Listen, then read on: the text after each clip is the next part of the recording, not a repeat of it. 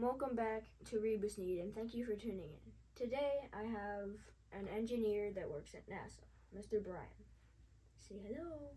Hello, thanks for having me on your channel. Today, he and I are going to be reading Mousetronaut by astronaut Mark Kelly. Alright, first I have some questions for you. What made you want to work at NASA? So what made me want to work at NASA?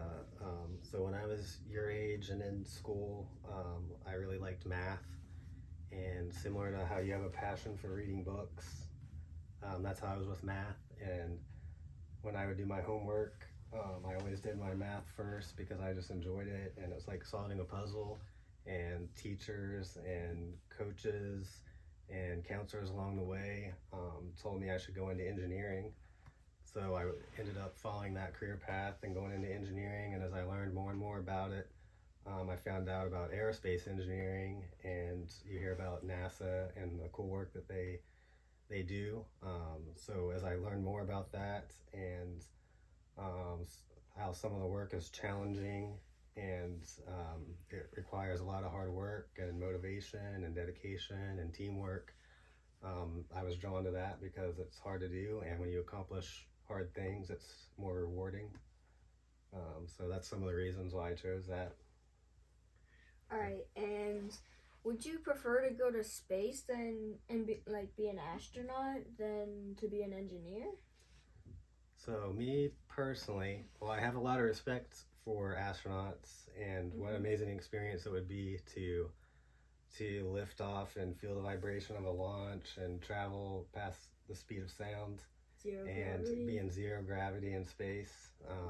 But me personally, I always enjoyed the engineering side of things more, and being a part of the team to help others experience that safely. Just my personal preference. Alright, and did you ever apply for any other jobs before trying to work at NASA?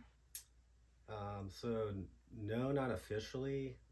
When I was in graduate school, my major was in physics, and early on I almost changed my major to be a math teacher and coach because my parents were both teachers, and my father was a coach, and that's what I was used to.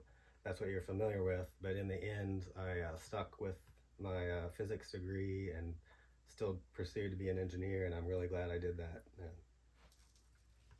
Alright, thank you for that. Alright, so Thanks. let's start reading. So here's Mousetronaut by Mark Kelly.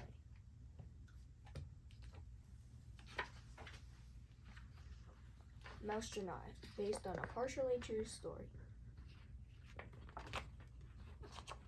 The space shuttle is ready for launch, and the astronauts are doing their last-minute training to prepare for the mission.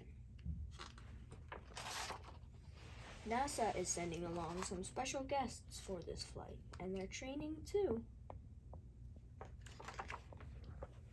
One mouse is smaller than all the rest. His name is Meteor.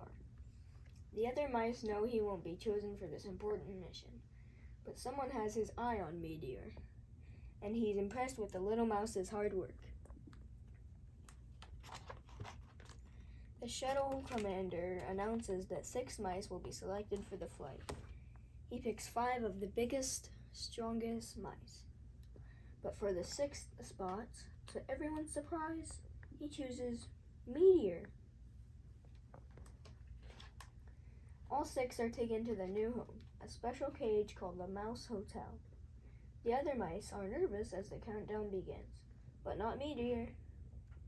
10, 9, 8, 7, 6, 5, 4, 3, 2, 1. Liftoff! At first, the mice are pressed flat against their cages by the power of the launch. But then, the pressure goes away. The other mice cling to their cage in terror. But not Meteor. He loves the feeling of weightlessness. Hey, little guy, the commander says. You're a natural, a real-life Mousetronaut. Meteor is taken from his cage and gets a tour of the shuttle. He can even see the Earth way off in the distance. The astronauts are all very busy during the 14 days flight. There are spacewalks to take and experiments to conduct.